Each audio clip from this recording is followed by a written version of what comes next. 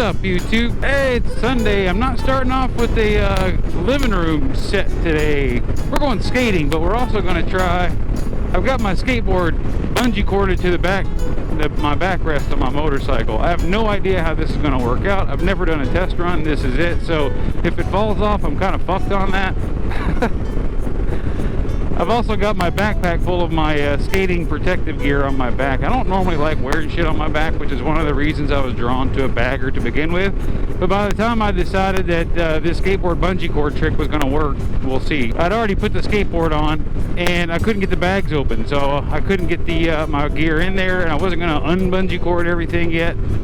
So I keep looking in my mirror to make sure this thing hadn't fallen off yet. We'll see. So welcome back to a Sunday. Man, I love Sundays. My days off are kind of weird because they're not together. I get Sundays and Wednesdays off. So it's a good thing. You're like, oh, you only work a couple days and you're off, and you work a couple days and you're off. The problem with that is like as soon as you get some rest from, the work week, you got to turn around and go right back to work again. That's cool, no problem. We're gonna pull into this 7-Eleven real quick before we keep going on with the day.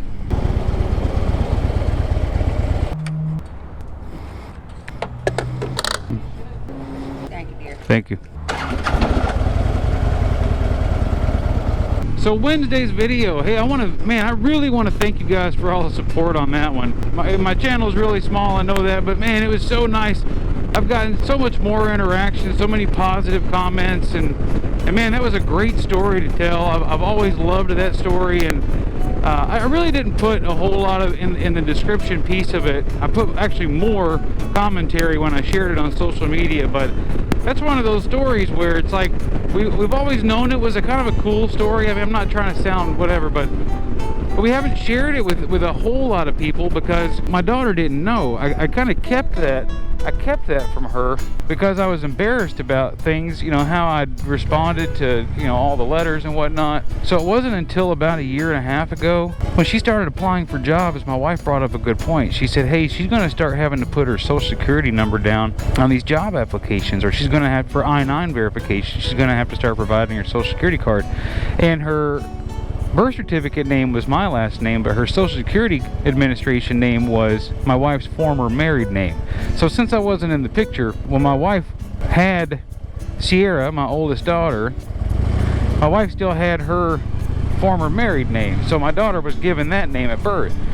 It was very easy to get the birth certificate changed, but 10 years ago, it was tough. It was really tough to get the Social Security Administration on board. And then every time we would call, we'd get, okay, you need this, X, Y, and Z, and then we get X, Y, and Z done, and we go back and they say, no, you don't need X or Z, you only need Y, but then you need F. It was just such a pain in the ass. We thought, well, it's going to be easier when she gets older. Plus, it gave me an excuse to put off telling her that awful story. Well, it's a good story, but I dreaded it this whole time. But when I did finally tell her the story, she received it very well, and she's very supportive, and I think it worked out because as far as I know, I've only ever shown her love and support. Anyway, again, I appreciate so much all the support I got on that video, and all the love I got from everybody, both in the comments here and in the comments from folks on different social media outlets. It really means a lot to me, and thanks for all the shares. Hey, so if you haven't already, if you like the videos that I make, hit the subscribe button. Give me a thumbs up on the video, comment below. I love commenting, or I love interacting with folks in the comments. So putting this board on the back of my bike reminded me of when I was in college. We were struggling, for a long time when I was in school. Come on, really? Get the fuck out of here with that shit. We were still fairly young, and both of us were in school. My wife was actually a babysitter, full-time out of our house. And I always had, like, cheap cars. Like, I had an 89 Mazda 323. Just some bullshit cars that would always break down and whatnot. We always had one nice family vehicle, at least, and my wife has always had that one.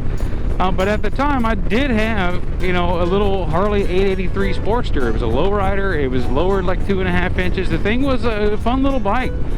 But it was my primary form of transportation numerous times throughout the years, and for long periods of times at that.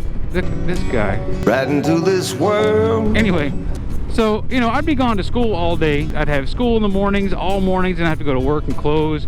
or the next day I'd have work all day, and then I'd have night school till 9:30 or 10 o'clock, you know. And I had my backpack, you know, full of everything I thought I would. I didn't have bags on my Sportster until very late, after I'd already graduated and everything. So I had my backpack just chock full of shit, and I had to figure out ways to get that thing strapped onto my sissy bar. And I bought a very tall sissy bar with no pad on it, just so I could get the maximum usage out of bungee cords. I'm sure I looked pretty silly going down the road, but that was my bike, that was my ride, my mode of transportation, and I absolutely loved it. Legit mad dogging me. I pissed him off, man, by passing him. Whatever, dude. Calm down. I don't want to start an old biker gang war.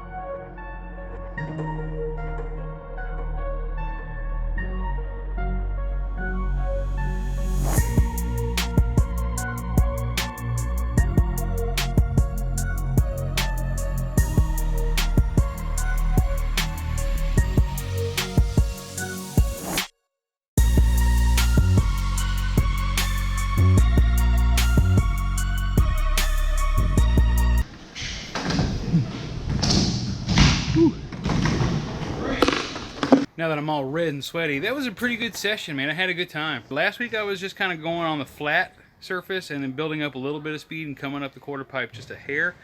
I tried several times last week to come down off of that platform and then up on the quarter pipe a little higher. I failed every time I got close. This week it only took me a couple tries before I was doing it, and then I was pretty consistent. I started getting a little worn out there at the end, but so we're gonna head to the house. Got some things going on this evening. Probably gonna go see the sunset over on the beach. Yeah, let's get back on the bike and get out of here. We're on our way to Tarpon Springs. It's one of our favorite spots. We haven't been this year yet. Sometimes we like to go out and watch sunsets, and there's two parks in Tarpon Springs. One's called Sunset Beach, and one's called Fred Howard Park. We like them both. Fred Howard charges you to park, whereas Sunset Beach Park does not charge you to park. First time we've all been wearing shorts. It's the first time I'm wearing shorts. Anyway, let's head out there.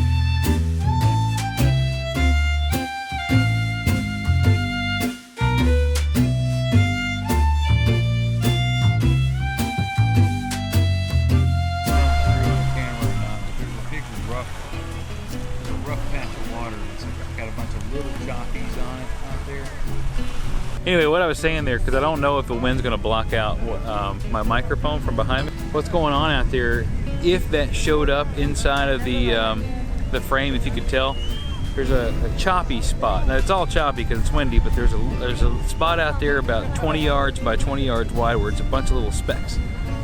Basically that's a bunch of little bitty bait fish being eaten by a bigger fish. And you can see the bigger fish come out every now and then, but when I come out here to fish or any place like that, I look for little spots like that to throw my bait or whatever in, because it's always you're pretty much guaranteed with all that activity that those dumb hungry fish are gonna just snatch onto whatever you throw out there. There's a guy named Zoffinger, one of my favorite YouTubers, fishing YouTubers in the area. He actually went fishing with a shoestring once for a video that he did, and caught just a shit ton of fish on a shoestring, because the fish get so hungry and in a frenzy that anything that wiggles around they'll bite. Anyway, we're gonna catch the rest of the sunset. It's absolutely beautiful out here. I'm just so glad we live here. I spent a whole lot of my life in a place where I wasn't really very happy with the geography of it. And since we've been here, I've just been, I don't know, I feel at peace next to the water. Being able to come to the coast, in 20 minutes. But let's catch the sunset. If you haven't already, subscribe, give me a thumbs up, comment below, and yeah. So until next time, we'll see you later.